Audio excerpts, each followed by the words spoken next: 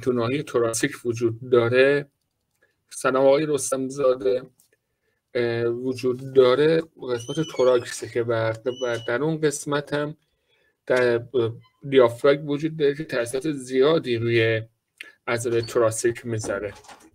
قبل از همه چیز ما باید بیایم یک ارزیه که ستون فقرات رو به دوستان شناسایی کنیم. ستون فقرات از 7 مهره گردنی، یعنی از C1 تا C6 تشکیل شده که در 7 مهره گردنی C1 تا C6 غیر از مهره اطلس و C1 تا C6 7 مهره گردنی وجود داره. ناحیه توراس با علامت C هم نشون میدن. ناحیه توراسیک 12 مهره وجوده که با علامت اختصاری T نشون میدن. لومبار هم که از 5 مهره تشکیل شده با L نشون میدن. مهره ساکروم و مهره خارجی بین 2 تا 5 مهره هستن که به هم جوش خورده و فیوز میباشن، یعنی با هم یکی شدن. یعنی در این قسمت، یعنی از اینجا مهره ساکروم شروع میشه و از اینجا مهره خارجی شروع میشه که اینجا 4-5 تا به صورت فریز شده و جوش خورده وجود داره. خب ما اگر بخواهیم مهره ها توراسیک قوس به سمت عقب دارن، خب دقت کنید، حالا سده قبلی نگاه بکنید دوستان. مهره تحدق به سمت عقب دارن. نکنید بزنم اگه قلمش رو بتونم راه اندازی کنم، نکنید به این حالت اگرش درست کشیده باشم به این حالت تحدق دارن.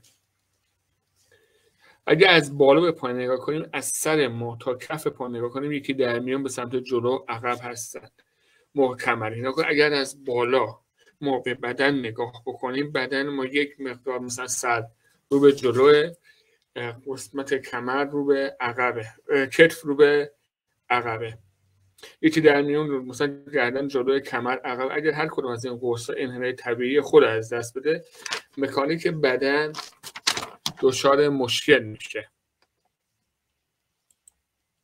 ما برای اینکه بتونیم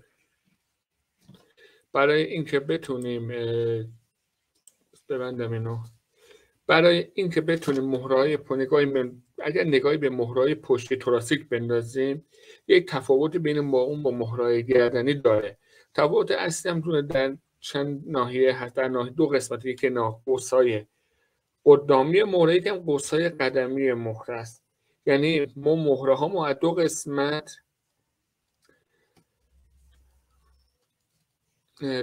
مهره‌های ما تفاوتی داره. میگیم افراد میگن یک قسمت قدامی ما شامل بدنه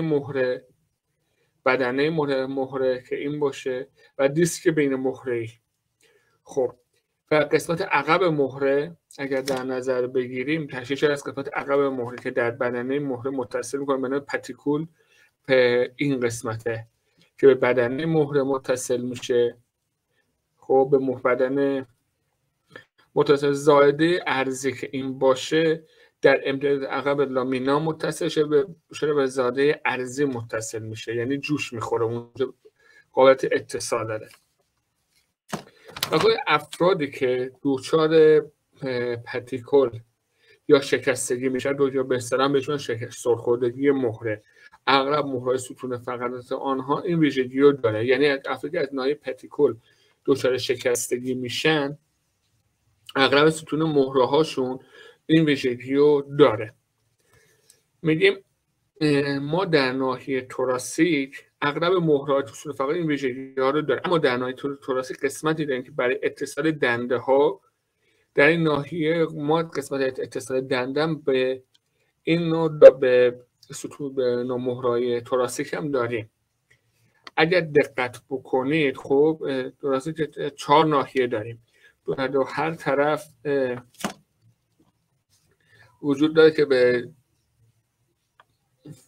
سلام آقای یاسر عزیز تو این قسمت میشسته. 4 قسمت داره که میشسته. اگر مثل اسلاید بعدی ببینم وجود داره، بله نگاه کنید این قسمت یکی از برش های خورده شده برای مهره های توراسیکه. این قسمت که الان دوستان موس بنده میبینن داره تکون میخوره، اگر میبینن یک علامتی پلاس یک عدد یکی بزنن که من متوجه شم. خب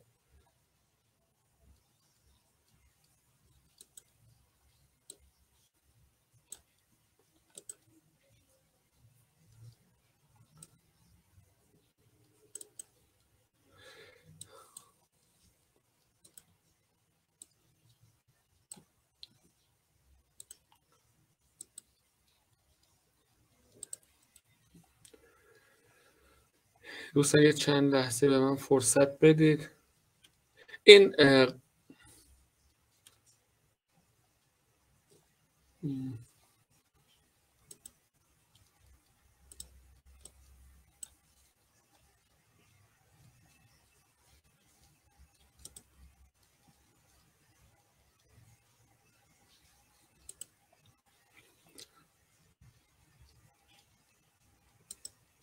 پشتیبان محترم، ما اگر بخوام این قسمت رو، من نمیدونم چجوری با تختم میاد، ولی بخوام شکل اینا بکشم اینجا بندازم این تاثیر، دوستان بهتر متوجه میشن.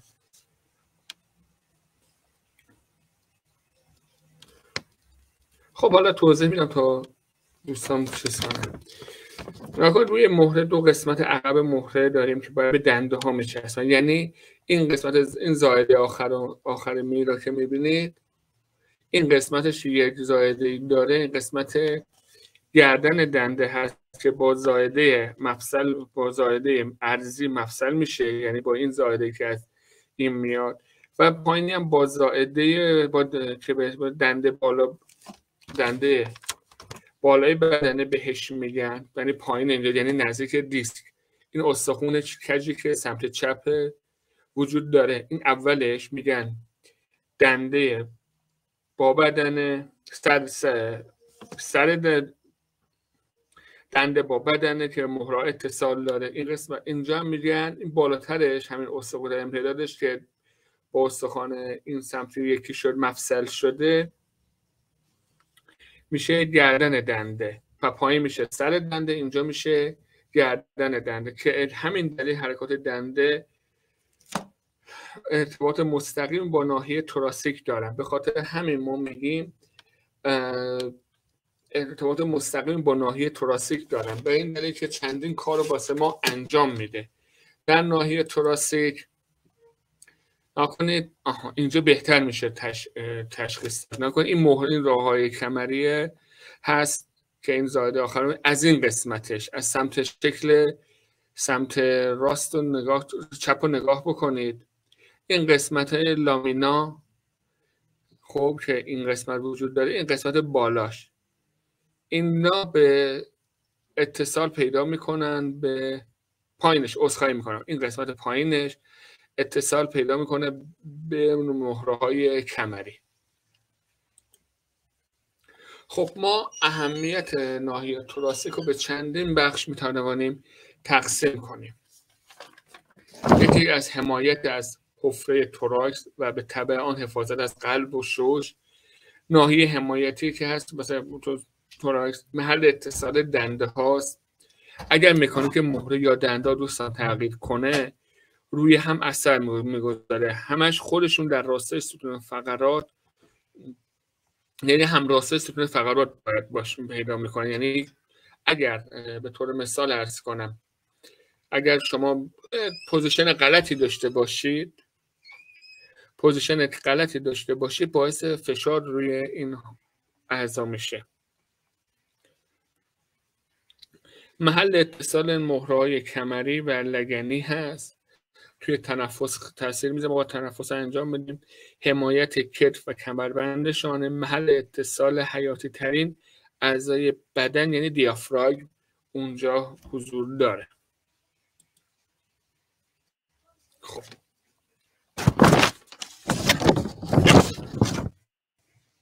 دوستان این شکل رو همشتون میبینید، شکل کونوزاد و یک آقا و یک دو تا شکل ABC. دوستان کسی میبینه؟ من الان هیچ چیزی از دوستان ندارم. آقا حبیب. خب دوستان، ما برای اینکه بخواهیم اهمیت ناحیه تراثی خب توی تنفس ما بخوایم در نظر بگیریم، امروزه حرکات مطلوب افراد بررسی میشه. با یک نوزاد 4 تا 6 ماه ما بررسی میکنیم. چرا یک نوزاد 4 تا 6 ماه؟ چون الگوی حرکتی این نوزاد در قفسه سینه و چطوری ایستادن در راستای بهترین راستای خودشه، به صورت ژنتیکی طی میلیون ها سال کدگذاری شده و هیچ کسی به این نوزاد 4 تا 6 ماه یاد نداده چجوری تنفس بکن، چجوری دراز قلط بخوری و چه کاری انجام بده. اگر طبق برنامه حرکات اصلاحی حرکتی شکل بدن در نظر، اگر اختلالاتی وجود داشت باشه، یک الگوی نوزاد 4 ماه ما در نظر میگیم و پیدایش میکنیم. خب اینجا شکل سی و A و سی رو در نظر داشته باشید دوستان، دقت بکنید. شکل A کاملا طبیعی و قفسه سینه تو وضعیت طبیعی قرار داره. شکل C دچار اختلال تنفسی هست، بالا تنه باز شده، داره و سینه به سمت بالا کشیده شده. این شکل C داره از تنفس سینه انجام میده، تنفس دیافراگمی انجام نمیده. اگر افراد به جای عضلات دیافراگم عضلات تنه و سینه استفاده کنن، دنده ها رو به بالا انجام میشه. ما چندین مدل تنفس داریم. نکنه عضلات دیافراگم مثلا جلوتر برم اون دیافراگم رو واسهتون بیارم.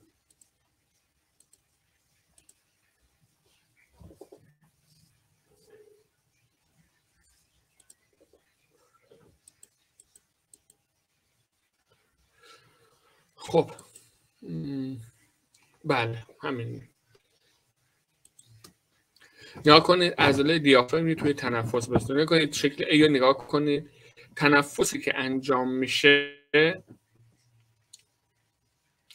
عضله دیافراگم به سمت پایین کشیده میشه و عضلات کف لگن به سمت و از عضلات شکمی هم به سمت داخل. یعنی اگر یک بدن در راستای طبیعی خودش باشه بدین صورت تنفس میکنه. اما اگر این تنفس به صورت سینه‌ای باشه، دیافراگم به سمت بالا فشارش میاد، به سمت سینه میاد، اما احشایی به سمت پایین و عضلات کف لگن به سمت عقب، باعث لوردوز میشه.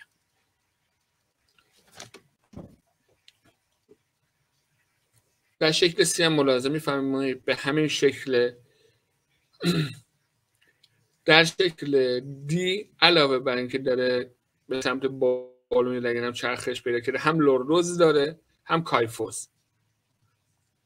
متوجه شدن دوستان تا اینجا سوالی دارن یا نه؟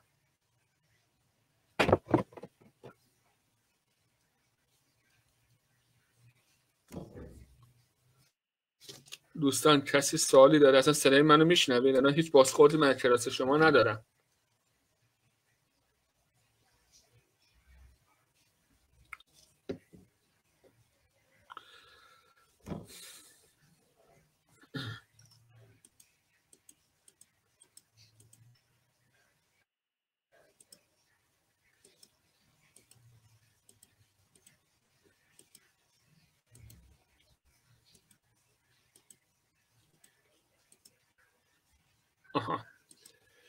دوستان عضله دیافراگم ذاتاً تقارنی با هم ندارن. نگاه کنید عضله دیافراگم سمت چپ، سمت راست از سمت چپ بزرگتره و همینطور نگاه کنید دیافراگم بزرگتر به سمت چپی که محل اتصال سمت چپ دند ضعیفتر به 2 مهر، محل اتصالش به دنده به ستون فقر به 2 تا مهر است، ولی سمت راستی به 3 تا مهر و محکمتره. اگر نامتقارن همراه باشه با اختلالات دفرمیتی ناحیه توراسیک ایجاد میشه. یعنی ما این خود ذاتاً این ناحیه دچار دفرمیتی هست. بله آقای مقام محسن توضیح میدم. این توضیح دیافراگم بدم میرم واسه ستون فقرات رو توضیح میده. یا کنید یک بار دیگه عضلات دیافراگم رو میگم تا بریم به ستون توضیح میدم. آقای علی محمد نه به خاطر ربطی به وجود قلب نه نمیتونه داشته باشه. بله به خاطر وجود قلبه. بله درسته. بله به خاطر وجود قلبه که این وجود داره. نگاه کنید این نامتقارن. یه بار دیگه ببخشید توضیح بدم. از دوستان اگر سوالی دارن من بعد خودم اعلام میکنم سوالو بپرسید، چون وسط این که بپرسید شیرازه کلام از دست در میره و نمیشه کامل توضیح داد. بازم ببخشید. عضله دیافرام ذاتاً تقارن نداره. سمت راست و سمت چپ به هم شبیه نیستن. محل چسب دیافراگم به ستون مهره، سمت راستی بزرگتر و سمت چپی کوچکتر. محل اتصال سمت چپ اتصال ضعیفی به 2 تا مهره است و محل اتصال سمت راستی اتصال به 3 مهره است. اگر نامتقارنه همراه باشه با اختلالات دو فرمیتین در ناحیه توراستیک مثلا ایجاد میکنه. دیافراگم 7 بین 7 تا 12 مهره قرار داره. اتصال دیافراگم به مهره‌های کمری یا کروس گویی میگه. خب اینجا رو داشتید. دیافراگم راست چپ توسط یک تاندوم اینا کنید. یک تاندوم این قسمت این بالا رو نگاه کنید. یک تاندوم به نام سانترال تاندوم به متصل میشه. دیافراگم سمت چپ و راست با هم فرق دارن. دیافراگم راست اعصاب واگ و دیافراگم سمت چپ اعصاب چپ واگ داره. یعنی هر دو دیافراگم یک اعصاب مختص خودشون داره و با هم در ارتباط هستن، ولی با هم در ارتباط دارن ولی با مستقل به هم عمل میکنن. به همین خاطر افراد بدون هیچ دلیلی خب ممکنه اگر این به همین دلیل ممکنه افراد بدون هیچ دلیل اسکلیوز ایدوپاتیک داشته باشه که هنوزم دلیلش این کار مشخص نیست وقتی چیز انجام بشه. نگاه کنید این شکل قشنگ کاملا داره از دیافراگم رو نشون میده. چه عضلاتی هستن کنید. از سمت چپی رو نگاه بکنید، سمت راستی هم نگاه بکنید و ملاحظه بفرمایید چطور با هم فرق داره و اعصابی که اینجا وجود داره. خب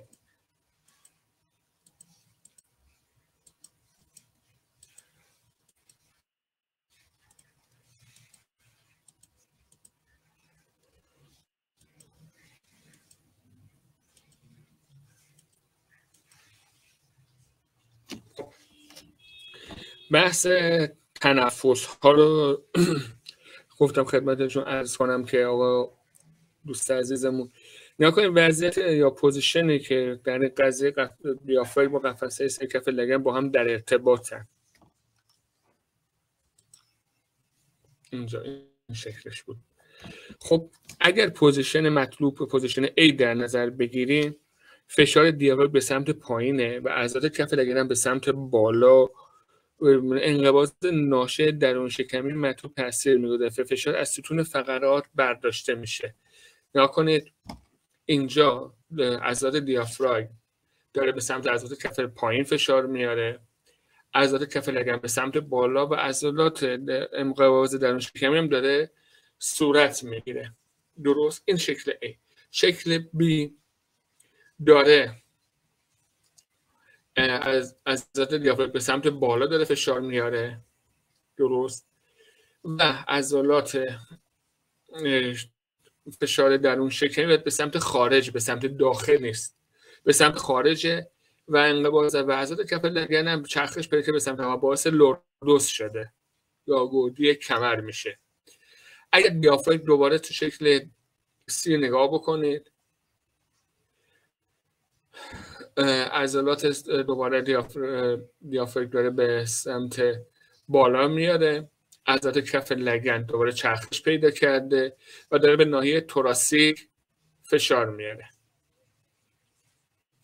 علاوه بر این در شکل D، علاوه بر این که داره به فشار به سمت بالا میاره از دیافراگم و یک فشاری هم به سمت خارج میره که باعث کایفوس شده و فشار شکمی هم به سمت خارجه و عضلات کف لگن هم داره به سمت بالا، واسه هم کایفوس هم لوردوز شده. متوجه شدید آقای محسن پور فخیمی؟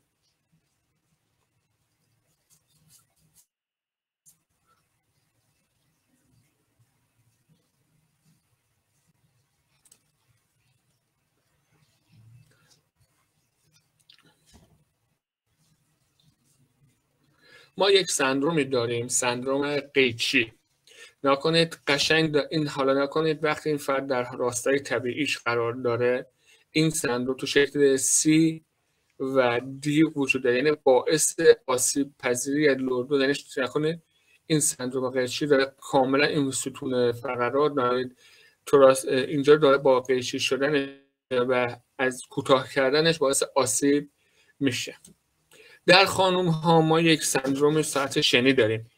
دیافراگم چون خوب کار نمیکنه، عضلات بالای شکم باید فعالیت کنه تا عملکرد دیافراگم از این افراد با عمل دم بالا کشیده میشه و به صورت افراد سالم در دم بالا کشیده میشه افراد با عمل دم بالا کشیده میشه. در مورد دیافراگم سالم در مرکز بدن پایدار میباشه.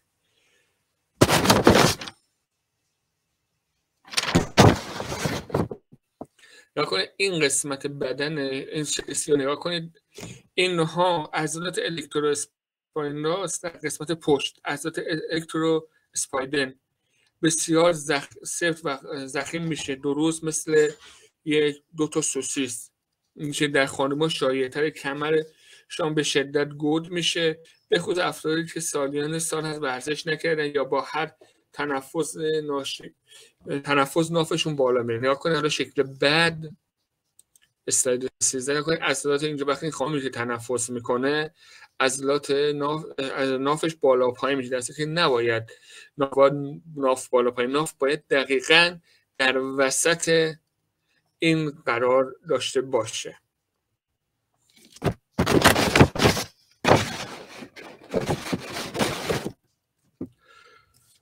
در یک تحقیق افرادی که مبتلا به کمردرد هستن دیافراگم کمتر از دیافراگم استفاده کنه، حتی افرادی که دچار شانه درد هم هستن. بعضی از دوستان میگن شکایت از شانه درد دارن، تنفس صحیحی انجام ما چند نوع تنفس داریم. یکی تنفس دست پمپی، حرکات میگیم در حرکت دنده ها حرکت دنده ها در طول تنفس به چند، یکی حرکت دست سطحی یا باکل هندل، دست پمپی یا پانت هندل یا کالیپر که باید یک کمکی باشه انجام بده. ما دست پمپی اگر بخوایم به دوستان توضیح بدیم مثل همون پمپ‌های قدیمی که آب بودن، اگه دستتون رو جناب سینه بگذارید، خب وقتی بالا پایین میشه یا خیر، اگه بالا پایین میشه شما دارید تنفس صحیح رو انجام میده. یا اگر روی دستتون روی پهلو بذارید، از جلو دنده ها از جلو باشه، جناق سینه از جلو باز میشه، از جلو باز و بسته بشود، این میشه دست سطلی. تنفس شکمی دوستان، بعضی از دوستان شاید میپرسن تنفس شکمی خوبه یا خوب نیست. خب من خدمت دوستان عرض میکنم تنفس شکمی به شرطی که شکم تبل نشود. خب دوستان بعضی من تنفس شکمی انجام میدن، شکمشون مثل یک تبل میشه و این اصلا مناسب نیست. خب دوستان سوالی دارم بفرمایید، در خدمتشون هستم.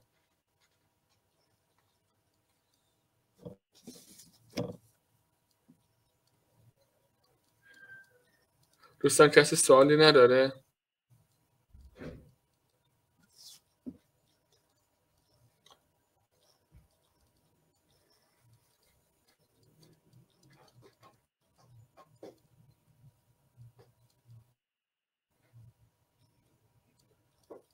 نه.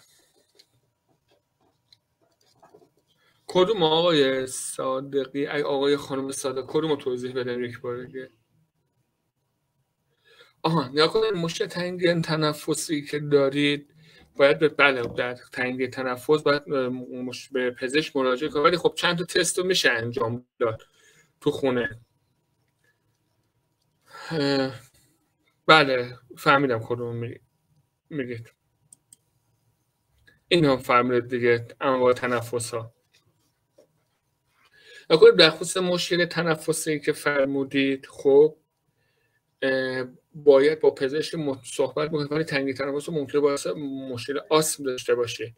اگر رفتید اینا رو انجام ندادید، خب بعدها میتونه مشخص بشه، میتونیم تشخیص بدیم که ممکنه مشکل ناحیه دیگه باشه، مشکل پاس ساختاری یا پاس شی باشه. شما شغلتون خانم شکیلا شغلتون چیه میتونم بپرسم؟ کارمند هستید یا خانه‌دار یا ورزشکار؟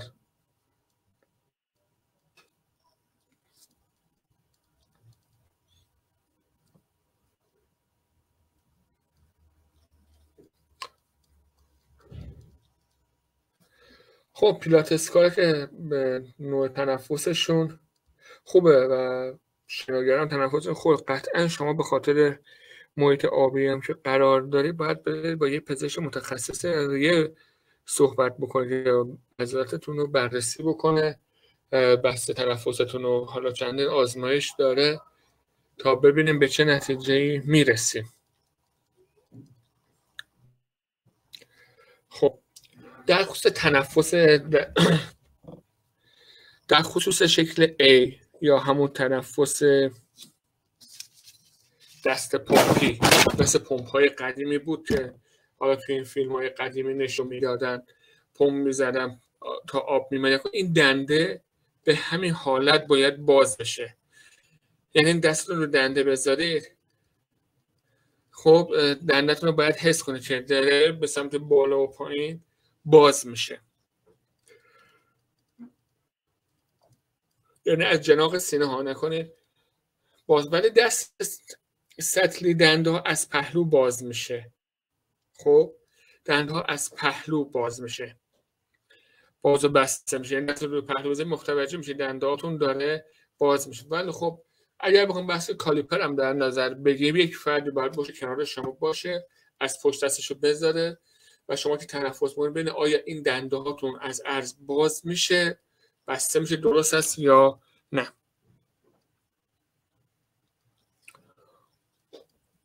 خب دوستان سوالی دارید یا خیر؟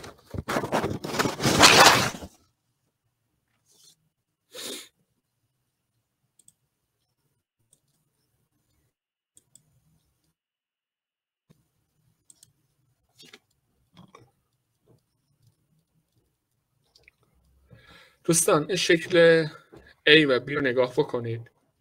فردی که دکتر دمر خوابیده اگر تنفسش رو درست انجام بده، نکنه داره تنفس دیگه شکل اولی بالا کنید، فلش به سمت بالا داره قشنگ میکشه بالا و بعد از ناحیه توراسی رو میاد به سمت عقب، تنفسی که داره انجام میده. و در شکل B داره تنفس دیافراگمی که انجام میده،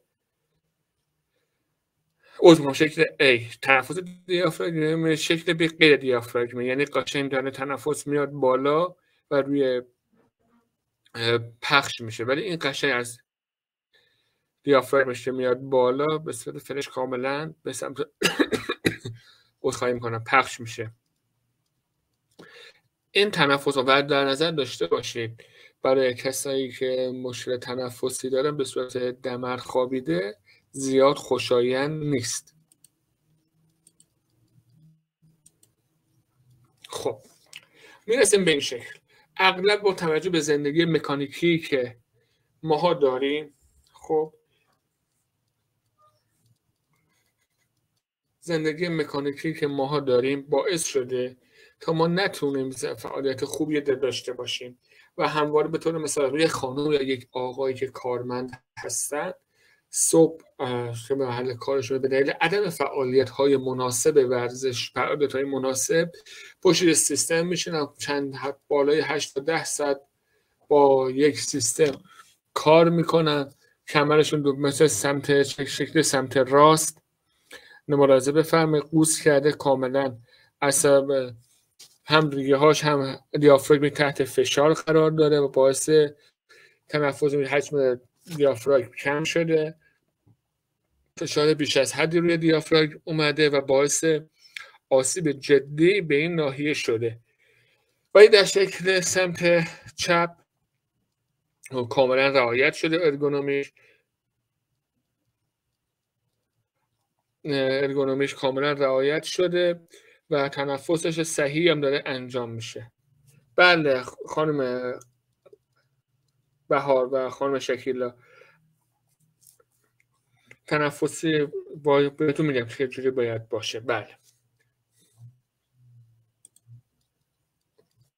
اینو خانم شکیلا فرمودید. خانم بهار، خانم قلمزن حالا تنفس باید دیافراگمی باشه، ولی درسته بعضی بله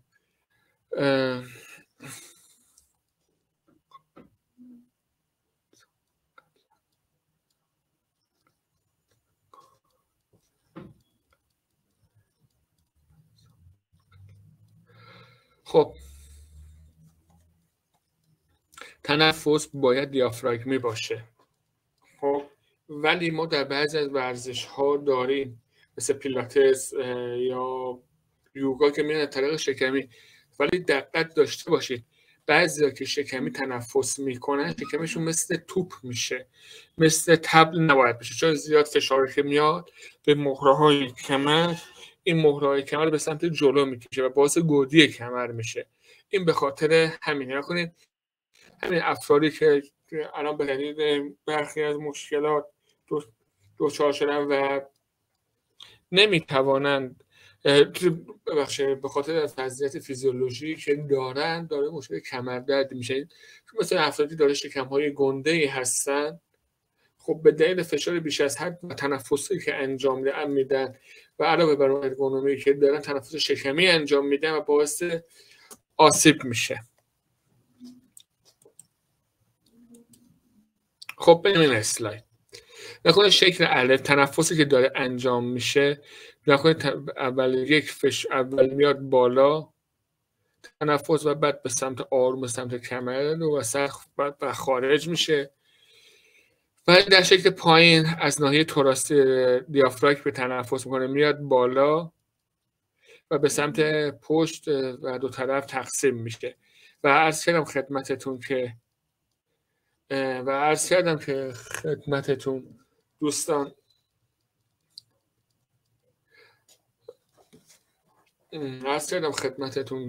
بدترین روش خوابیدن برای افرادی که دارای مشکل ریوی هستن به شکمه یا همون دمر خودمونه. بله یوگا شکمیه، بله عذرخواهی میکنم. تنفس دیافراگمی بهترین تنفسه، هم باعث افزایش حجم ریه ها میشه، هم باعث افزایش حجم سینه ها میشه. حالا اون دوستانی که بدنسازی کار میکنن، فیزیک کار میکنن، دیافراگم که بادخشه، حالا اون اصطلاحش رو نمیدونم چیه، خدایا حالا اصطلاحش یادم رفت، شکمشون رو خالی میکنن، وکیوم شکم کار میکنن، با همین خالی کردن دیافراگم تنفسی که انجام میدن با این تمرینات هست. خب دوستان سوالی دارن یا نه؟ من برم اسلایدهای بعدی.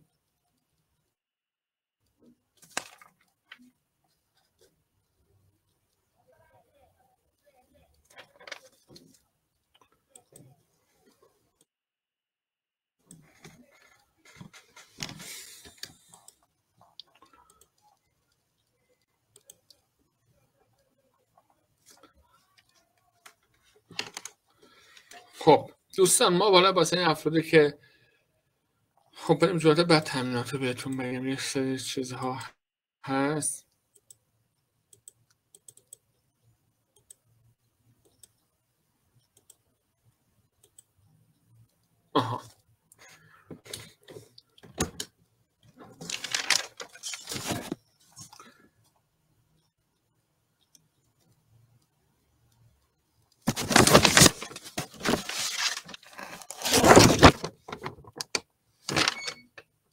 خب میریم در کنار محل عبور دنداب مهره‌های تراسیک 2 تا عصب سمپاتیک وجود داره، اما اگر اختلالات پوزیشن حرکت ناحیه توراسیک باشه فشار روی ناحیه بالا میره و تحریک میشه و تحریک باعث افزایش فشار خون و استرس و درد عضلانه میشه.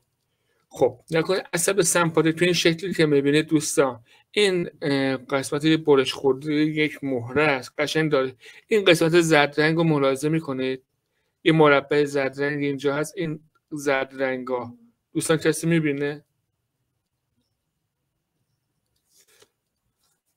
بله الان درست میشه خانم محمدی، درست میفرمایید. چشم بشود بیانم هم درست بودم خدمتتون عرض میکنم، ببخشید. الان زومش هم میکنم.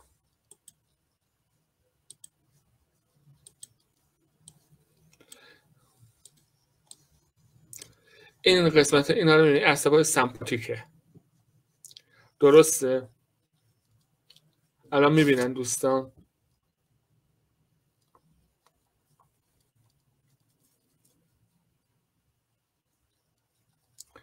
دوستان الان زوم شده این بنده رو میبینن؟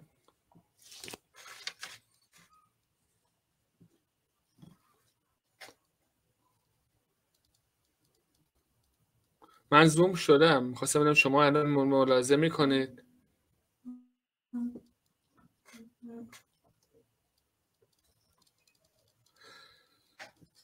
آقا یاسر ما هم نمیدونم چرا نمیشه. حالا من پاور رو در اختیار دوستان قرار میدم.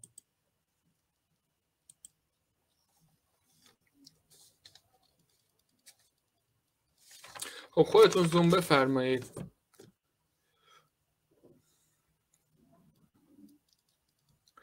نکنه وقتی ما افزایش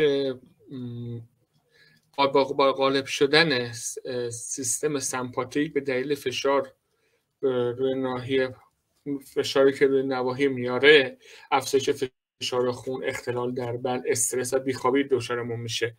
این عصب سمپاتیک چجوری عمل میکنه؟ میتونیم ما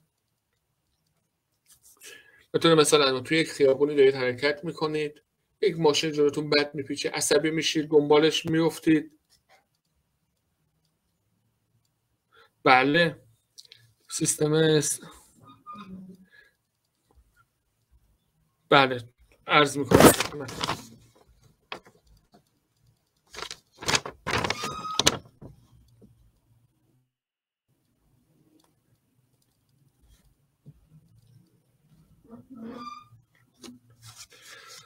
سیستم سمپاتیک یک سیستمی هست که در بدن ما وجود داره. خوب کارهای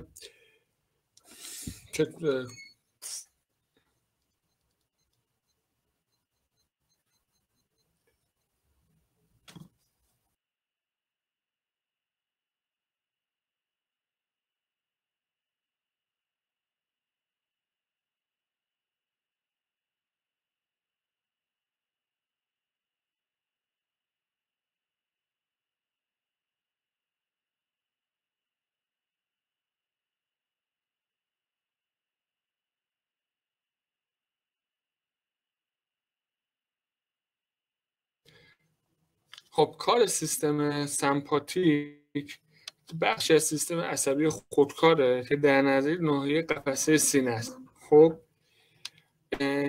کارش هم جنگ و گریزه. سیستم کار جنگ و گریز در بدن انسان که این کار رو از طریق تنظیم ضربان قلب، سرعت تنفس، اندازه مردمک انجام میده. ما تو این سیستم به ما کمک میکنه تا آماده واکنش در موقعیت‌های استرس‌زا یا اورژانسی باشیم. مثلا شما فشار خونتون میره بالا،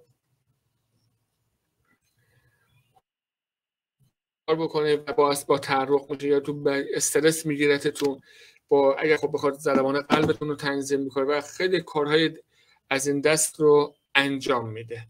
متوجه شدید خانم شکیلا؟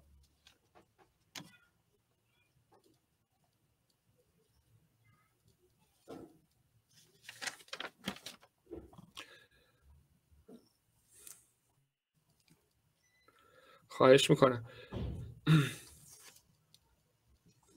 میگم حرکات موبیلیتی باعث افزایش تحرک اعصاب سمپاتیک میشه. ما مثل توپ تنیسی که بعضی دوستان میان واسه افزایش کاهش فشار تو ناحیه توراسی توپ تنیس استفاده میکنن و حرکات موبیلیتی انجام میدن. دوستان توجه داشته باشید. خب توجه داشته باشید، این نظر قرار باید خیلی مراقب باشه، چون بعضی مواقع این حرکت عکسش انجام میشه. میگه اگه عضله دیافراگم خوب کار نکنه باید عضله سوئز خاصه کشیده شه و دچار لوردوزیس شه. یعنی چی؟ نگاه کنید،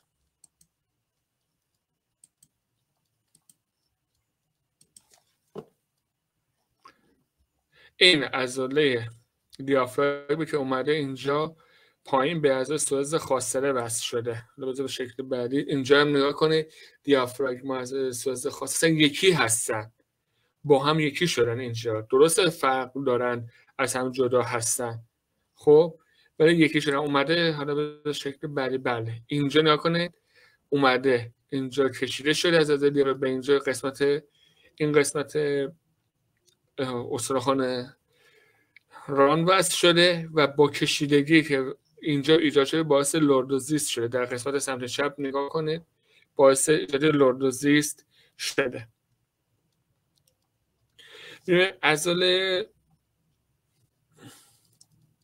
عضله دیافراگم اگر خوب کار نکنه تنوع مشکل تنفسی هم حالا چند تاثیر میذاره. میتونه مثال میتونم خدمت دوستان عرض کنم که لحظه بذارید نردبان گردنم بیارم. آره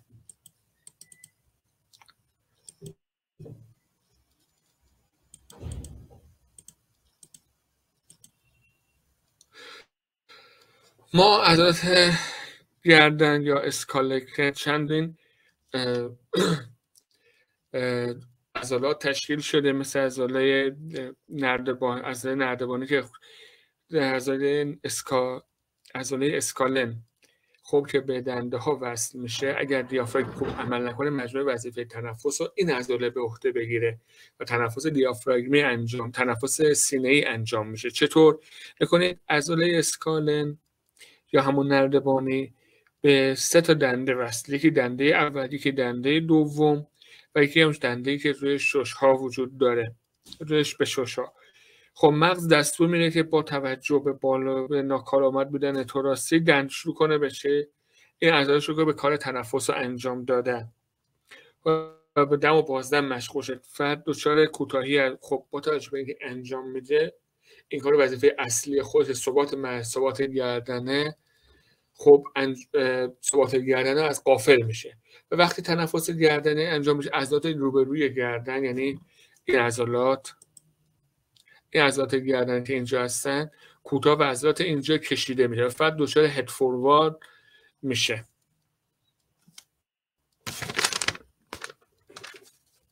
ما بریم چند تا تمرینات دیافراگم انجام بدیم.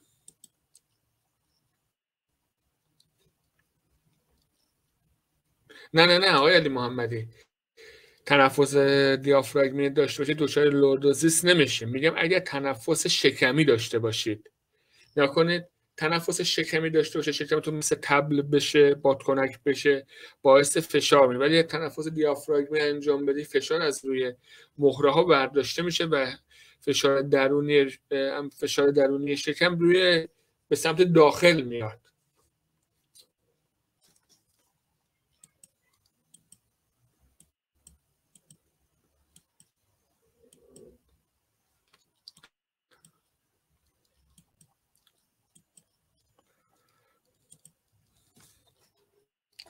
نکنید مثلا همون افرادی که عرض کردم کارمند هستند، خب که دیافراگمشون تحت تنش قرار گرفته، فشار قرار گرفته، حالا این تمرینات میتواند موثر باشه. فرد میسته، دست چپ خودش رو بالای سر میبره و دست راست خودش رو روی دنده سمت چپش میزنه و دستش از به سمت مخالفه که دستی که دنده رو گرفته خم میشه.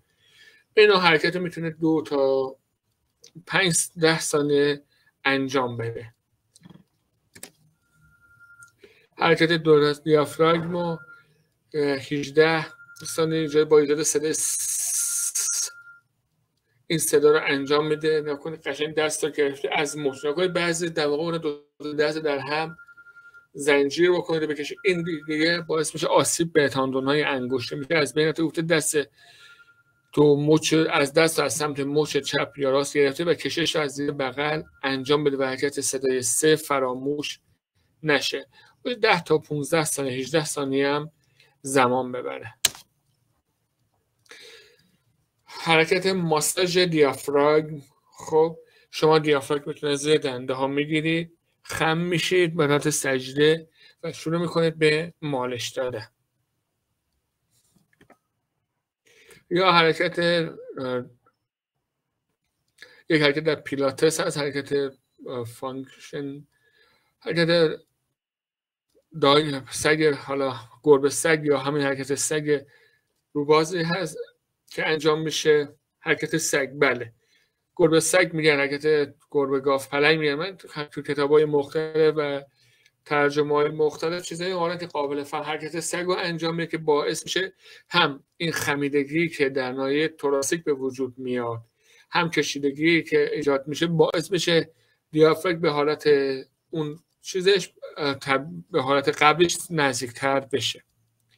حرکت بعدی آویزون شدن از میله بارفیکس یا کش تیار ایکس، تناب تیار ایکس. دوستان دقت بکنید، ما نمیخوایم بارفیکس بریم، میخوایم فقط عضلات دیافراگممون، عضلاتی که اومده روی دیافراگم و فشار آورده رو فشار رو از روش برداریم. آویزون میشه، زاویه پاها 90 درجه هست و لگن 90 درجه قرار داره و به سمت 90 درجه قرار و فقط آویزون شده.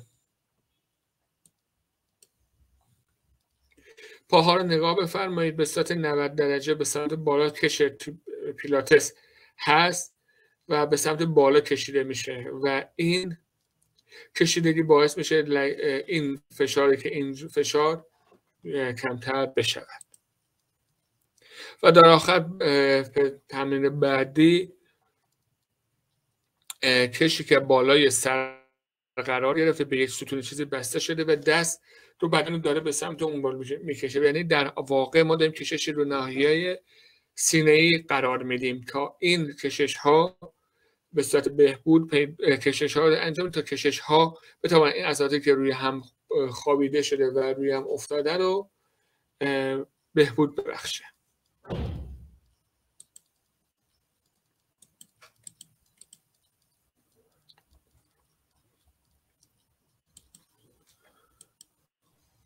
خب دوستان سوالی کسی داره؟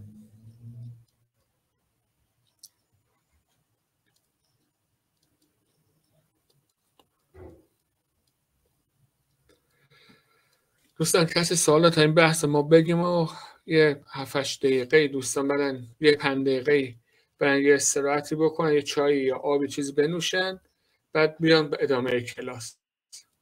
دوستان کسی سوالی داره؟ خب این دو تا شکل نگاه بکنید.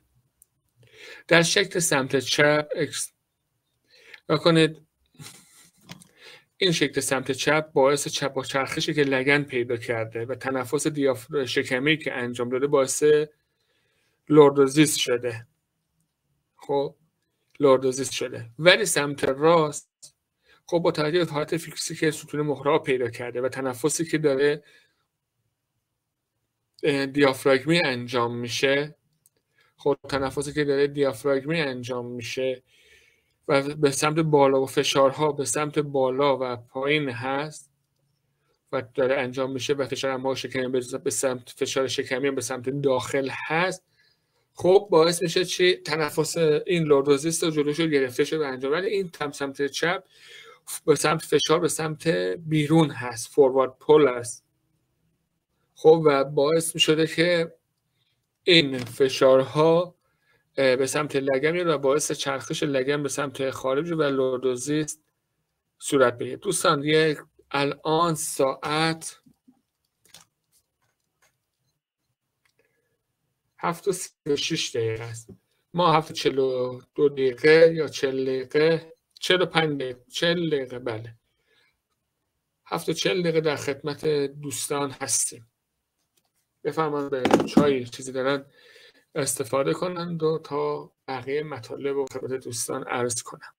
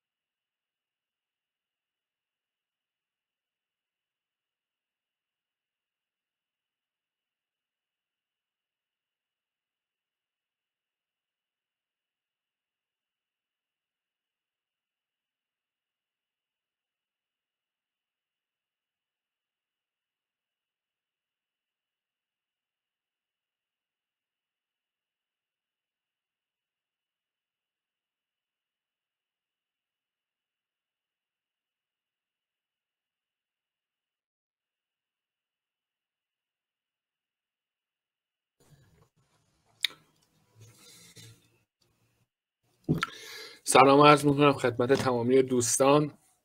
ببخشید که مزاحم وقت شریف دوستان شدم.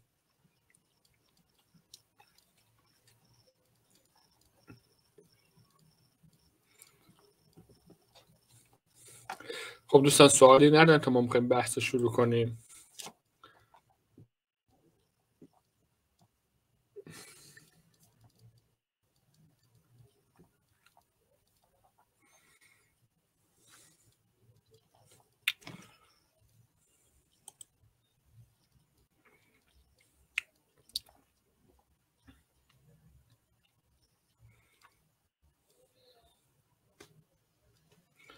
خب دوستان یک الگوی تنفسی واسه شما گذاشتم تو اینجا از نمای قدامی و نمای خلفی. ملاحظه بفرمایید تنفس دیافراگمی که داره انجام میشه چجوری از نمای قدامی انجام داره میشه و از نمای خلفی چگونه هست.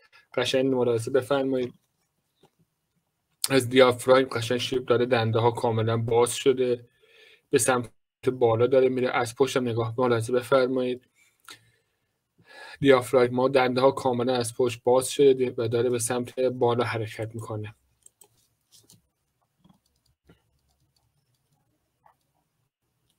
دوستان این دوتا شکل رو میبینید، شکل A و B، میتونید بگید تفاوت این دوتا شکل در چیه تا بحثمون رو مفصل تر خدمت دوستان توضیح بدم.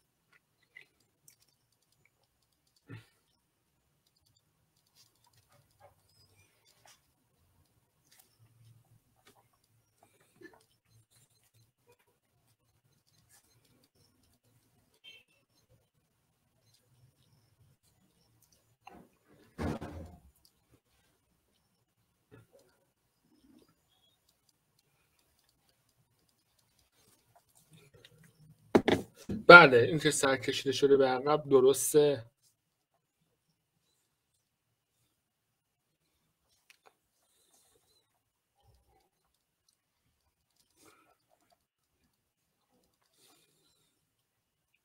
نه نگاه کنید این که سر به عقب کشیده شده اصلا درست که سر به عقب همراه هوایی بازتره. نه این داره تنفس مشکل شکل بی. دقیقا آقای 223 درست فرمودن. کشیدی بهار خانوم هم کشیده سلوریال رو درست گفتن. نگاه کنید این عضلات نردبانی که در نظر بگیریم داره کار تنفس انجام میده. خب یک سمتی که گفتم به سمت دنده یک دنده و شش داره کار تنفس انجام میده و باعث شده که سر به سمت عقب بده و عضلات اینجا کوتاه‌تر میشه، کشیده‌تر میشه و به هد فوروارد شکل میگیره. و در شکل A تنفس داره ریه‌ای انجام میشه، تنفس دیافراگمی داره انجام میشه و تنفس ها به صورت صحیح است و عضلات گرده هم داره کار خودش رو به خوبی انجام میده. خب رسیدیم به این قسمت.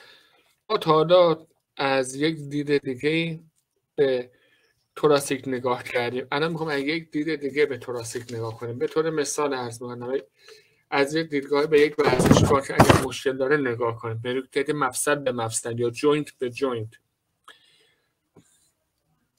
نگاه کنید مفاصلی که با رنگ دایره آبی مشخص شده و مفاصل با دایره قرمزی که مفاصل با دایره قرمز مشخص شده.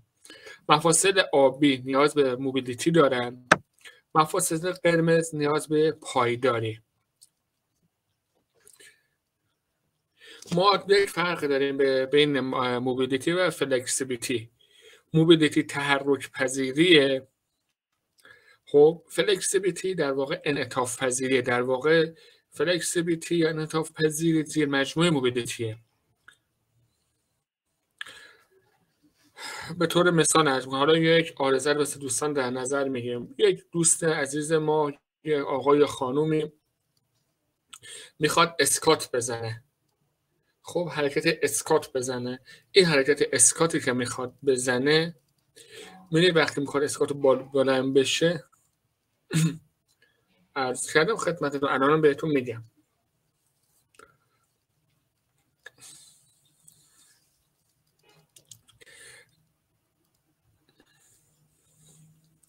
میخواد اسکات بزنه، ملاحظه میکنه که داره میخواد اسکات بزنه و هنگامی که میخواد بلند شه مچ پاش از روی زمین بلند میشه. و برای این کار میان بعضی از دوستان مربیان عزیز میگن دنبل صفحه زیر پاشو میزنن که راحت‌تر بتونن بلند شه، در صورتی که این ممکنه عضلاتش کوتاه شده باشه، خود کپسول مفصلی صفر شده باشه، مکانیک تغییر پیدا کرده باشه، مکانیک پوست تغییر پیدا کرده باشه. و برای همین که ما میگیم باید بیایم ارزیابی بشه و چون یکی از دلایلش ممکنه عضلات کف لگن باشه. خب حالا به بحث خودمون برگردیم. بحثی که هست، خب نگاه کنید عضلات ناحیه توراسیک رو نگاه کنید، با رنگ آبی مشخص شده. با رنگ آبی یعنی چی؟ نیاز به موبیلیتی داره، نیاز به موبیلیتی، تحرک پذیر داره. بعضی موقع دو خاطر سبک زندگی که ما داریم تحت به سمت تخت شدن یا صفر شدن و کوتاه شدن عضلات میره. خب و باعث میشه با یک حرکت این بدن ما بیاد جبران کنه. این حرکت جبرانی باعث میشه چی؟ حرکت جبرانی باعث تولید کمردرد و چیزایی از این دست قبیل میشه. حالا خانم بهار یک چیزی رو اعلام کرده، تمرین تنفسی با سه دیافراگمی. بله هست، نکنید همون تمرینات یوگا، تمرینات پیلاتس خیلی عالیه. ما زمانی که خودمون رسمی کار میکردیم میخواستیم تنفس دیافراگمی انجام بدیم، دندون این بینیمون رو میگرفتیم، تنفس بینیمون رو که میگرفتیم از ریه هامون رو پر هوا میکردیم و به سمت پایین به سمت ریه هامون رو پر میکردیم و سمت دیافراگم هدایت میکردیم و خارج میکردیم. این یک سری تمرینات هست که بهتون میگم. حالا بریم سراغ یکی از چند تا از تمریناتی که برای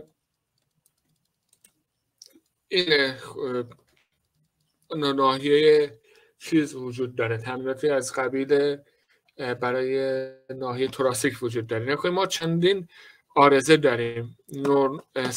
این سمت راست کایفوس اسپین و نورمال اسپین. کایفوس یعنی همون کایفوزی که وجود داره تو ناحیه توراسیک. اسکولیوزیست، کتف بالدار. دوستان یک نکته که داشته باشید، دوستان شما میخواهید یک آرزه یا درمان کنید، مثلا در نظر داشته باشید کسی که کتفش بالدار هست قطعا اسکلیوز داره. من به خاطر همین اینجا آوردم. نکنید اسکلیوز داشته باشید خودش به صورت چیز شانه‌هاش نابرابر میشه، شانه نابرابر پیدا میکنه و کتف بالدار هم ممکنه داشته باشه، ممکنه چرخش لگن هم داشته باشه. به خاطر همین عرض کردم که باید کامل ارزش. دوستان تا قبل از اینکه بریم سراغ تمرین اسلاید بعدی، این تستاشو که بهتونم الان میگم. خب الان سوالی دارید یا نه خانم بهار؟ متوجه تنفس دیافراگمی شدید یا خیر؟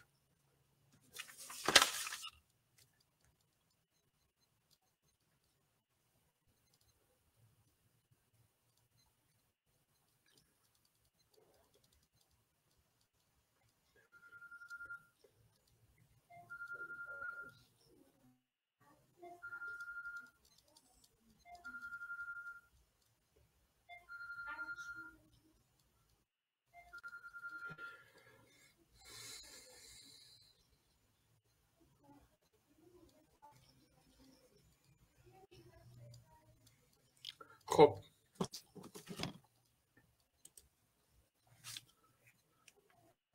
نکنید سبک های مثلا یک تستی که هست تست آدامز، اگر اشتباه نکنم شما از فرد میخواهید یک فاصله 50 تا 50 سانتی یا 50 سانتی شما بیسته، شما روی میز یا چیزی بشینید به حالتی که در عکس بالا میبینید آقای که هست خم میشه به پایین به میزانی که در خم میشه شما میبینید اگه کتفاش اومد بالا شونه‌هاش رفت اگه زمانی که بالاست رفت شونه‌ها به وقتی که خم بالا کتف بالادارش نگاه کنید در سمت این سمت چپ اولین عکس و گودی کمرش هم نگاه بکنید و وقتی خم میشه به سمت پایین اگر این کتفای بالدار از بین رفت غیر مادرزادیه.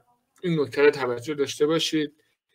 اگر کتف بالدار گودی کمر و به این حالت تست آدامز که ما انجام میدیم به پایین رفت این کتف بالدار از بین رفت، خب با غیر مادرزادیه. و همینطور در حالت نشسته که ارزیابی بکنید وقتی میخواد بشینه به این حالت عادی و طبیعی بشینه این قسمت رو نگاه بکنید، قسمت نوک کلاویکولش قشنگ اگر اشتباه نکنم زده بیرون و به اینجا بدنش شیفت پیدا کرده به سمت عقب و اینجا کایفوز داره و این هم تستای بعدی هم که دارید میبینید دست بستون اگر دستشو به سمت بالا ببره خب به صورت نرم بغل گوشش باشه، مثلا اگه به سمت گوشش جلوتر باشه دچار سفتی یا کایفوز شده یا مثبت جزئی این چیزها رو داره. خب اینو حالا این فیلمش نشد اینجا بارگذاری کنم، اشکالی نداره. دوستان الان سوالی دارید؟ میخوام بریم سراغ تمرینات.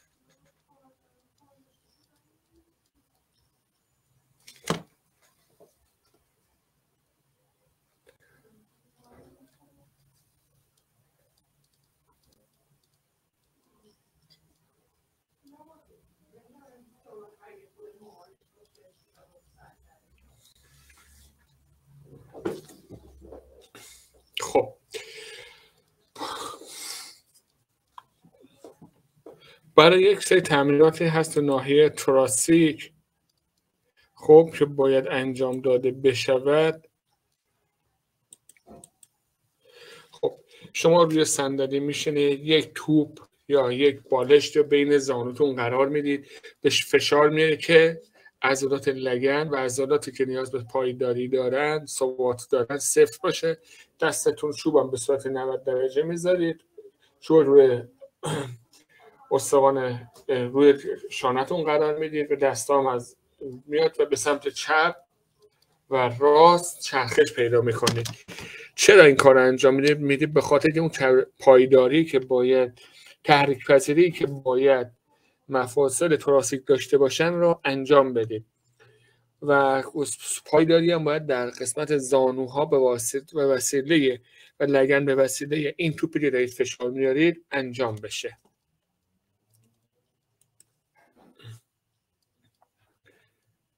نکنید به کنار دیوار میستید، دستا به سمت پایین میاره بعد به سمت بالا میبرید. دقت کنید با عجله این کار رو انجام ندید، خیلی آروم و با فرصت این کار رو انجام بدید. اسکات کنار دیوار کاملا میچستید دوستان به دیوار. خب کاملا میچستید به دیوار، یک کمرتون به صورت دیواره، به زانوها به صورت 90 درجه میشنشینید که مفصل زانوتون و مچ پاتون دوتا ثبات باشه. دستاتون رو بالای سرتون میبرید، به صورت میبرید کاملا باز میکنید و دوباره میارید پایین. این خیلی تمرین بسیار مهم و کاربردی هست. نکنید دستا به صورت که میاد همون حالت پرس سرشانه که پرس سرشانه در نظر بگیرید، منتها بدون وزنه باید انجام داده بشه. کنار دیوار وای میستید،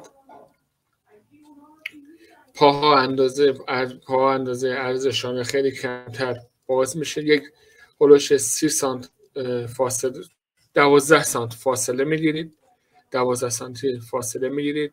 کمر و باسن و شانه ها به دیوار میچسبه، پا فاصله داره، دست ها روی جناق سینه، پایین میاد و به بالا میره، پایین میاد و به بالا میره.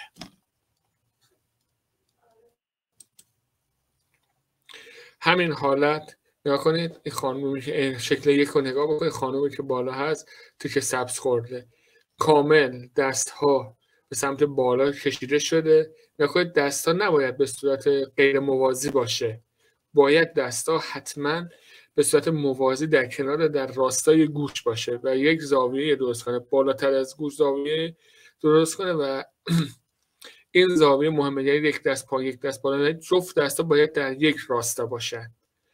نگاه بکنید شکل پایین و شکل بالا رو. متوجه شدن دوستان تا اینجا عرایض بنده رو؟ سوالی دارن؟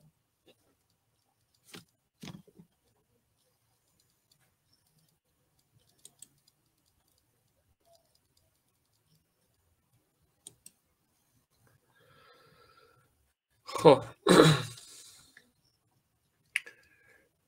دوستان این زانوشون رو به صورت 90 درجه نگه میره، به سمت مطابق همیشه، دست ها بالای سرشونه. بعد بدون اینکه کمر رو بلند کنن یا گردن رو بلند کنن، از بالا به سمت جلو میان که یک زاویه مثل همون در عکس سمت چپ و عکس سمت راست میان، کاملا این زاویه رو تشکیل میده و به صورت کاملا یک زاویه درست میده که بحث پای موبیلیتیش و تحریک پذیری کاملا انجام بشود. خب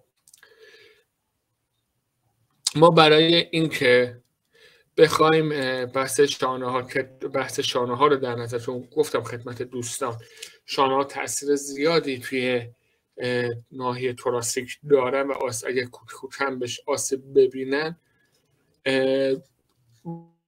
برای ما بسیار مهم است تا تشخیص بدیم.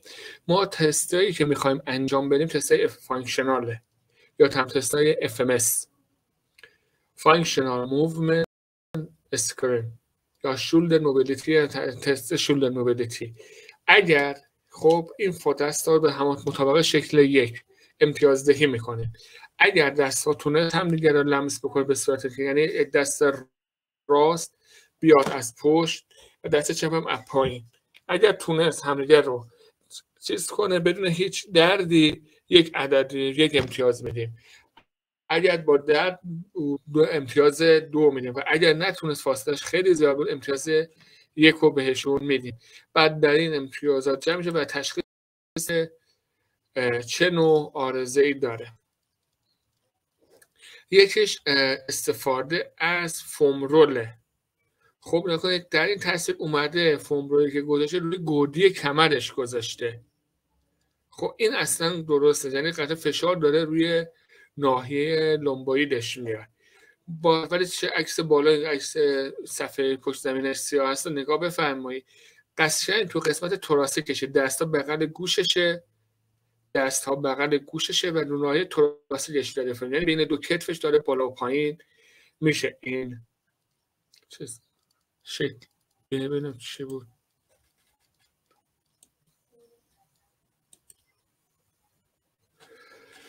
روی صندلی میشینید، دستا ضبطری از روی هم رد میکنید و به سمت عقب شیفت پیدا میکنید. حتما دقت داشته باشه دوستان حتما در قسمتی که کمرتون لومبویدتون یک متکای یک زائده‌ای بذارید، یک پتویی یا یه چیزی بذارید زیاد نباشه که فشار بیاره به کمرتون، یه طوری باشه که حالت مهاری باشه، فشار رو ناحیه توراسیکتون بندازه.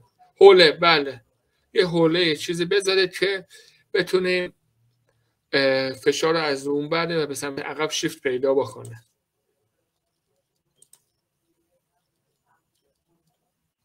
دوستان لبه یک میز قرار میگیرید، آرنجتون رو به سمت پایین خم میشید. خب به سمت پایین خم میشید و اجازه و دوستان تو یک راست باشه، گردن وسط روی پایین، مثل فشار بیش از حد نیارید که فقط گردن رو بخواید ببرید پایین، نه، باید فشار روی قسمت چیز باشه، شانه ها باشه. بله برای شانه بالدار هم خوبه این حرکت، قشنگ برای همونها هم هست. نگاه در تصویر سمت چپ دستا روی دیوار خم شده پایین، یک همکارشون داره فشار رو ناحیه کتفاشو میاره. خب بله کتفاتو میاره. نگاه شانه بالدار، حالا این حرکتش باعث آسیب شانه شده یا همون کتف بالدار اینا شده تاثیر میذاره به روی این بهبودی کتف رو و حرکت موبیلیتی توراسیک. ولی این نکته رو باید در نظر داشته باشید که شما تمرینات موبیلیتی رو انجام میدید برای توراسیک طرف اسکولیوز نداشته باشه. دوستان اینو خیلی باید دقت بکنه که اسکولیوز داشته، یعنی این تمرینات برای کسی که دچار عارضه اسکولیوزه خیلی خطرناک میباشه. خب این تمرین هم که میبینید پای سمت راست کنار زانو کنار دیوار قرار گرفته، زانو سمت چپ هم از اون جلوتر قرار گرفته، پا اندازه از شونه در هنگام گیت صحیح قرار گرفته، پا اندازه شونه سمت راست به دیوار شده و یک چرخش انجام شده که این برای پایداری مهره‌های کمر برای موبیلیتی توراسیک بسیار مناسبه. خب این حرکت هم که دارید میبینید دوستان دارم عرض میکنم، بازم به خدمت دوستان عرض میکنم باید ارزیابی این حرکت هم برای کسایی که دچار اسکولیوز هستن سم بسیار خطرناکیه. ما تو اسکولیوز فقط باید قسمت تهدبش رو فشار بیاریم و قسمتی که دچار تقعر شده فشار آنچنانی فشار اصلا نباید بریم، ما تمام فشارمون رو قسمت تهدب باید باشه.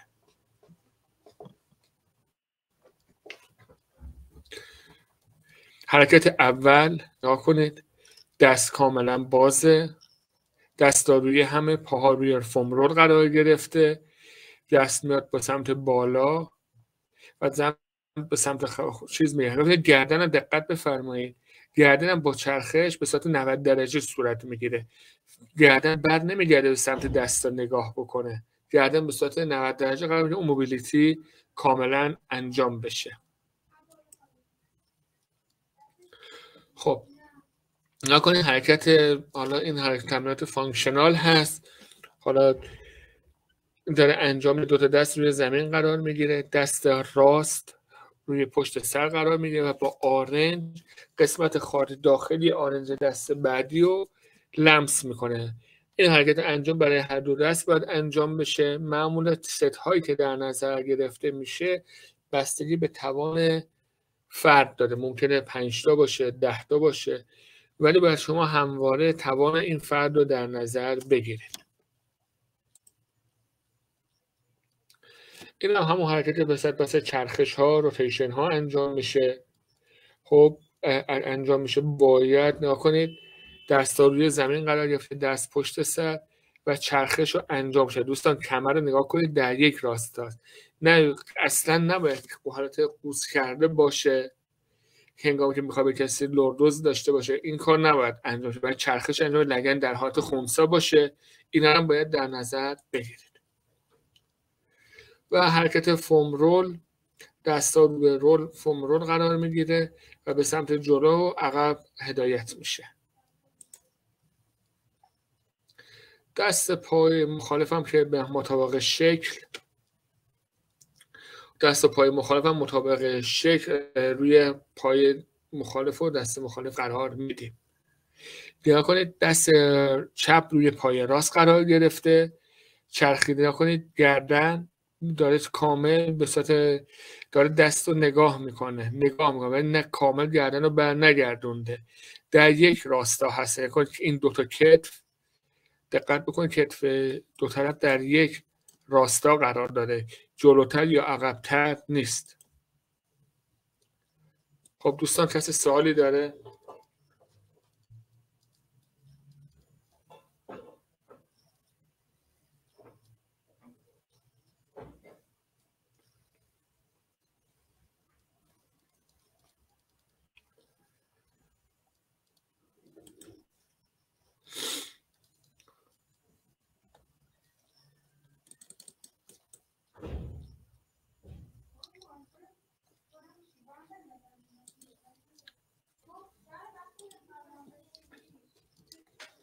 دوستان یه لحظه اجازه بدید من یه کاری دونه دونه الان توضیح میدم خدمتتون. این حرکت هم ایستاده میشه انجام داد. کدوم حرکت؟ این حرکت آخر نه. حرکت آخر نه، چون این حرکت آخر باعث چرخش لومبوید میشه. ما واسه لومبوید که نمیخوایم انعطاف پذیری داشته باشیم، تحرک پذیری داشته باشیم. ما واسه توراسیک میخوایم تحرک پذیری داشته باشیم.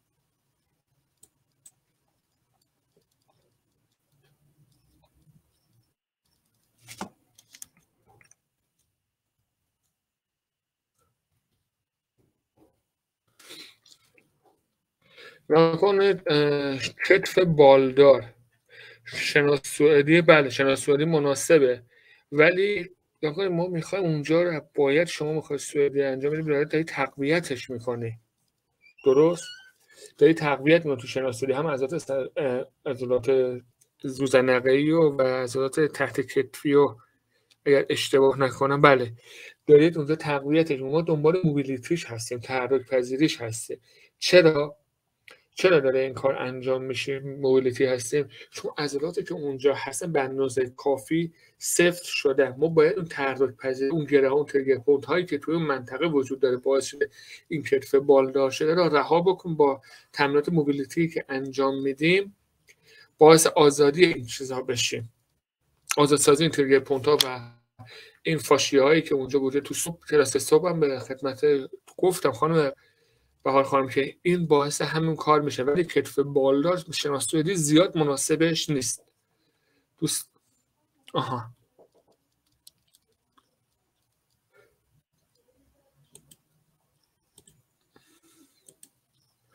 استاد این حرکات برای کایفوز هم خوب، بله واسه کایفوز هم خوبه، ولی باید میگم کایفوزی که داره انجام میشه باید ارزیابی بشه و بعد بله روی دیوار هم شنا میشه. برای اسکولیوز باید اول ارزیابی بشه ببینن اسکولیوز تریسی فورسی، اگر تریسی چه نوعی هست، خب چه نوعی چطوری هست. و هر کسی به طور مثال از میگونم حالا آقای یا خانم فرهانی که شما بزرگوار باشید، خدای نکرده دچار این اسکولیوز باشید، 2 تا برادر یا 2 تا خواهر باشید، تمریناتتون با هم متفاوته. نمیشه یک تمرین رو برای شما در نظر گرفت، تمرین رو واسه کسی برای خواهرتون هم در نظر گرفت. باید هر که واسه توجه پروتکلی که داریم، پروتکل تمرینی که داریم با توجه به نوع آسیبی که داره، مثلا مثال میگم توی تریسی لگن شیفت پیدا میکنه سمت چپ، هامپ داریم سمت راست، و توی فورسی هم لگن سمت راست هم هامپ داریم. خب این حرکات باید برنامه ریزی شده باشه، برنامه انجام بشه. حالا فورسی فکر کنم 4 نوع تقسیم میشه، تریسی هم به 4 نوع تقسیم میشه، هر کدوم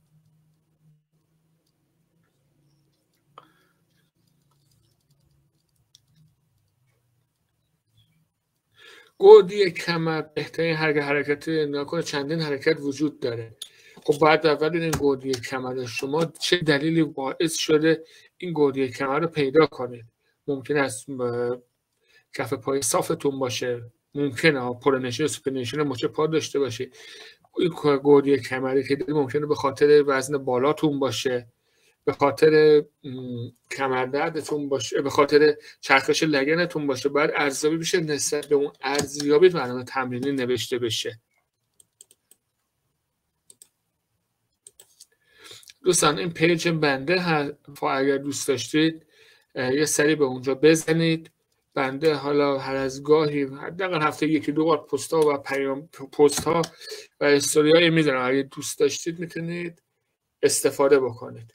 خب خانم صابری متوجه توضیحات بنده شدید؟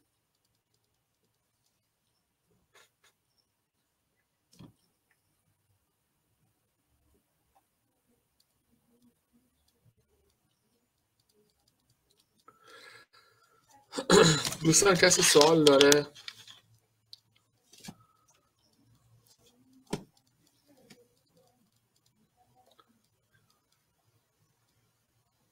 بله کرانچ برای گودی کمر مناسبه. به خاطر همین میگم کسایی که کرانچ واسه گودی کمر دارن روی توپ کرانچ رو انجام بدن.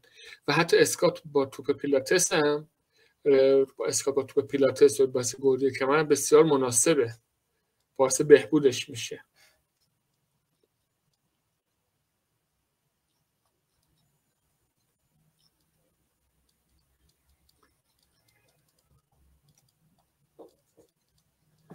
نکنید گودی کمر مادرزادی من اطلاعی ندارم، ولی فکر نکنم بشه کارش کرد.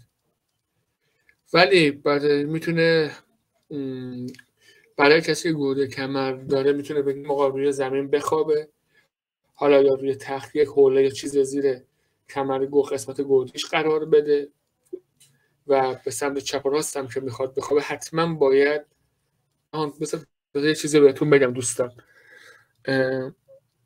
یه چیزی خدمت دوستان عرض کنم که همه ماها دچار گودی کمر هستیم، داریم گودی کمر، حالا به صورت خفیف یا به صورت روش‌های مختلف. دوستان وقتی که به سمت چپ یا به سمت راست بدنتون میخوابید، علاوه بر این که با پتویی زیر بین زانوتون قرار میدید، باید زیر پهلوتون هم یک پتویی یا یک حوله خب داشته باشید که این قسمتی که از ستون فقر مهره ها به سمت پایین شیفت پیدا میکنه رو سیف داشته باشه که باعث آسیب بشه و به سمت بالا شیفت کنه. حالا عکسش اینجا ندارم تو اینجا و خدمتتون میسپارم. نکنید آقای 123 این زیر زانوشون اگه به صورت تاق‌باز میخوان زیر زانوشون باید بزنن و زیر یک مقدار مچ اونقدری نباید باشه که سطح زمین و لگنشون بالا بره. خب باید لگنش اینا تو یک راسته و زیر مچ پاشون هم یک بالش چیزی بزنن. بله خانم خانی.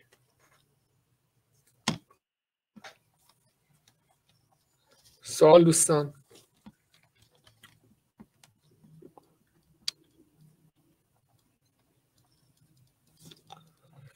دوستان بابت این بیان ضعیفم هم عذرخواهی میکنم ازتون. خب یه خود شرایط مناسب نیست داشتم توضیح میدادم. من از تمام دوستان به خاطر بیان ضعیفی که داشتم و نتونستم مطالب رو به خوبی اگر چیز کنم عذرخواهی میکنم.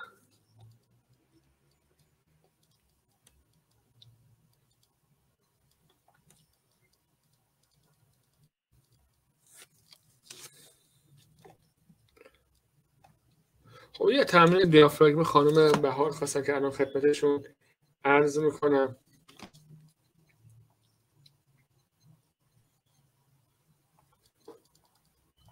حالا اگر بخوام یه تمرین خوبیه که واسه دوستان بگیم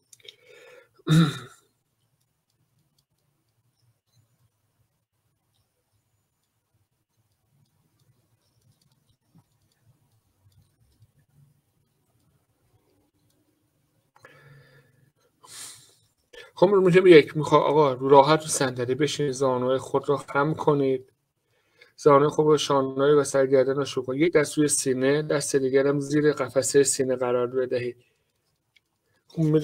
دیافراگم خود تنفس به آرامی طریق بینی نفس تا شکم به سمت درست حرکت کنه.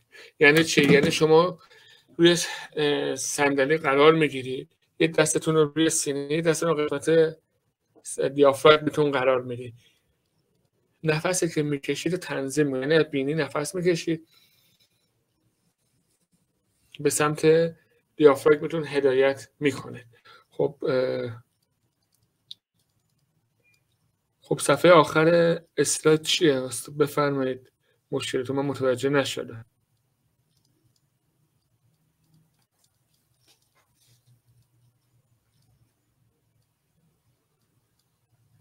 آها بله بله بله.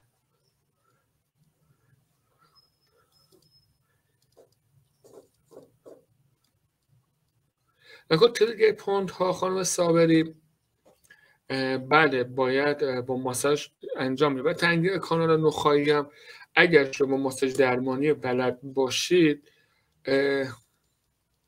میشه تنگی کانال های ماساژ درمانی بلد باشید خیلی ها میگم، ولی بنده خب در این خصوص هیچ تجربه‌ای ندارم تنگی کانال نخاعی باید با تجویز پزشک باشه، پزشک اونجا حضور داشته باشه، کار درمانی رو انجام بده. حتی ما تو کلینیک‌های حرکات اصلاحی هم که حضور دارن دوستان، حتما یک پزشک اونجا حضور داره و با نظر پزشک کار درمانیشون شروع میشه. خب این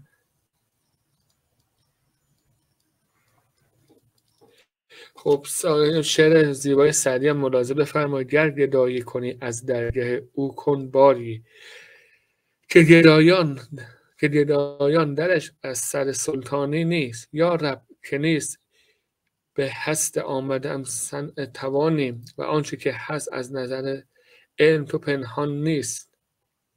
گر برانی گرم بنده مخلص خوانی، روی ناامیدم حضرت سلطانی نیست. روی ناامیدم حضرت سلطانی نیست. من به خود فن بیانم رو که خوندن کلمات چیزه. دوستان سوالی دارن در خدمتشون هستم. خواهش میکنم خانم نورایی.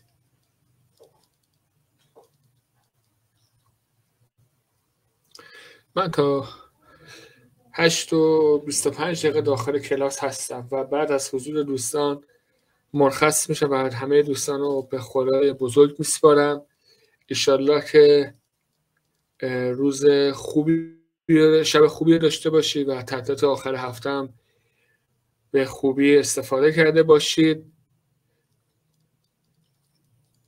و فردا هم شنبه است. انشالله سرحال و پر انرژی به محل کارتون برید و بتونید خوب باشه. روزم خوب. بنده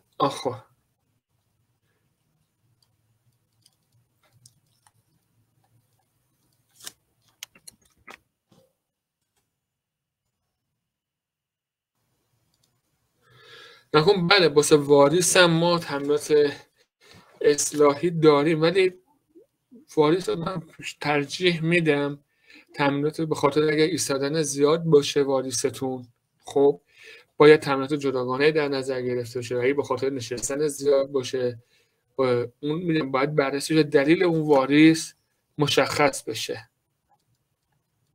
خب رشته ورزشی خودم من زمان رزمی کار میکردم، کوکوشین کاراته بود. الان هم که یه مقداری دارم بدنسازی کار میکنم، نه در حد به خاطر مربی، نه همین حرکات اصلاحی است. یه مقداری هم تمرینات فانکشنال بلدم، با یه ذره مربی فانکشنال هستم، فانکشنال ترینینگ. خب دوستان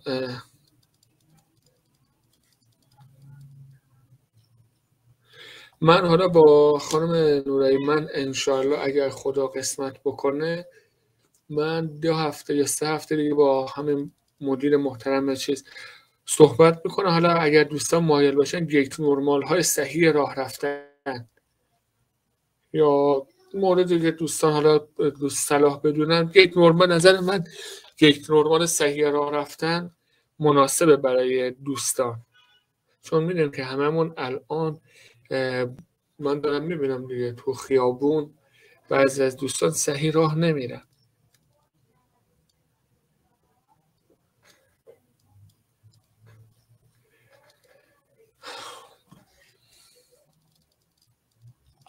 قد با ورزش یعنی چه خانم صابری؟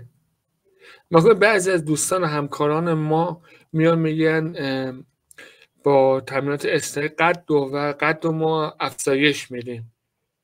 من اینو به ذرس قاطع عرض میکنم.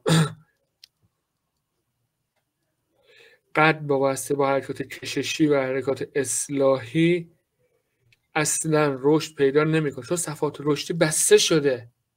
ما که نمیتونیم صفحات رشدی رو چیز کنه.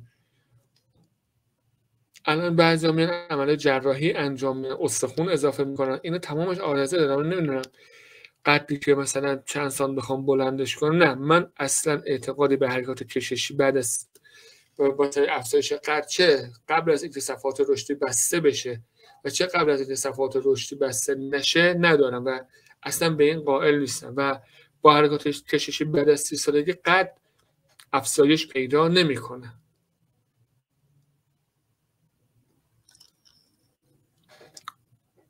خدا نگهدار شما محسن پور فخیمی. خانم صابری تشکر میکنم از شما. یه دوستان سوالی دارن ندارن بفرمایید که ما در خدمتشون هستیم.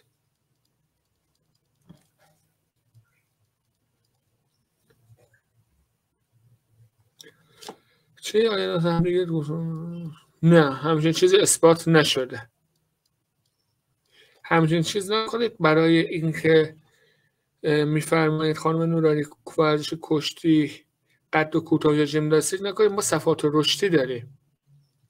خب صفات رشدی که من تا حالا مقاله یا رفرنس علمی در این خصوص مطالعه نکردم. شاید دوستان دیگه مطالعه کرده باشه مقاله یا رفرنس علمی که از بنده علمشون بیشتر باشه و بهتر بتونن نتیجه بگیرن. من همچین چیزی که بخوام بگم کشتی یا مثلا ژیمناستیک قد و کوتاه میکنه نشیدم. ولی من دارم اینجا به دوستان میگم ورزش ژیمناستیک و ورزش یوگا برای کسایی که دچار اسکلیوزیس هستن بسیار خطرناکه. ورزش ژیمناستیک و ورزش یوگا و استخر، ورزش شنا. حالا اینا بعدا اگه کلاسش گذاشتیم خدمت دوستان عرض میکنم.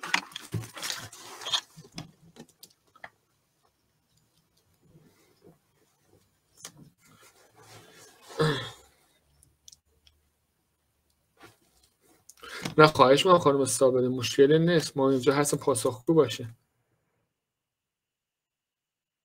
از چه لحاظ کشیده که بدنتون؟ من متوجه نشدم ببخشید.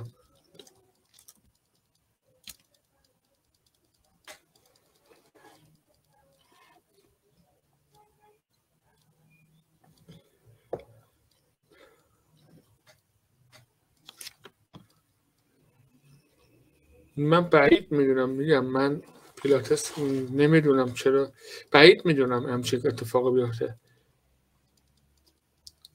بله پیلاتس خب تمرینات پیلاتس تمرینات بسیار خوبی بله جمع میکنه، ولی بهترین تمرینات به نظر بنده تمرینات هوازیه. تمرینات اینتروال، تمرینات اضافه، تمرینات کاردیوه که باعث افزایش میشه. یعنی شما فانکشنال عالیه. فانکشنال ما کنید تمرینات فانکشنال تمریناتی هست واسه تک تک عضلات بدن. شما وقتی وزنی میزنید یا با پیلاتس کار میکنه یک قسمتی از بدن موسیقی میزنه، یک چیز میزنه، ولی وقتی تمرینات فانکشنال کار میکنه کل بدن واسهتون یک سمفونی بسیار زیبایی میزنه. نه طول عضلات من در خصوص اطلاعی ندارم. من در خصوص این خانم آبدینی فرمودن اطلاعی ندارم. اطلاعات وقتی اطلاعات غلط هم نمیتونم به دوستان بدم، چون اطلاعات غلط به دوستان بدی باعث پیدایش آسیبی درشون میشه. شون وقت این لحاظ اخلاقی درست نیست.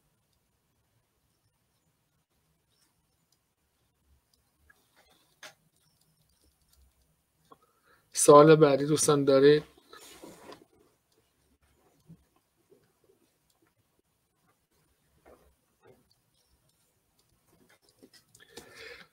بله تمرینات هوازی نکن. تمرینات شما میتونید تمرینات اضافه، تمرینات فانکشنال، تمرینات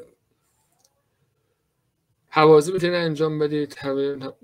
مثال عرض میکنم تمرینات انجام بدید که ضربان مثلا نه که فقط دویدن باشه، نه میتونید تمرینات مثلا یک ست برپی انجام بدید، یک ست مثلا حرکت پروانه، یک ست هم شنا سرعتی انجام بدید.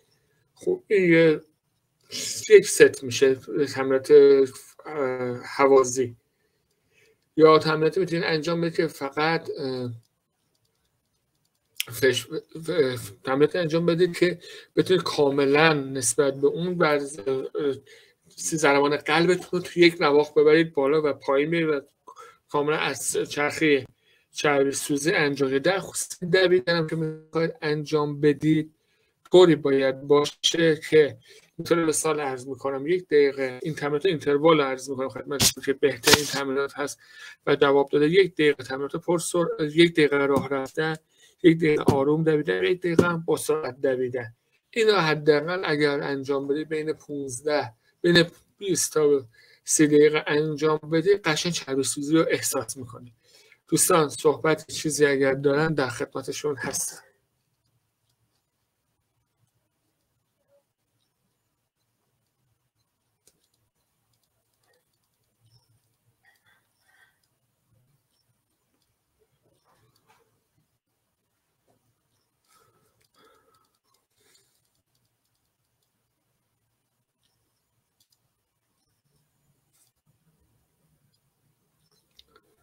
دوستان شب و روزگارتون خوش، انشالله که شب خوبی داشته باشید و پر از آرامش. خدا نگهدار.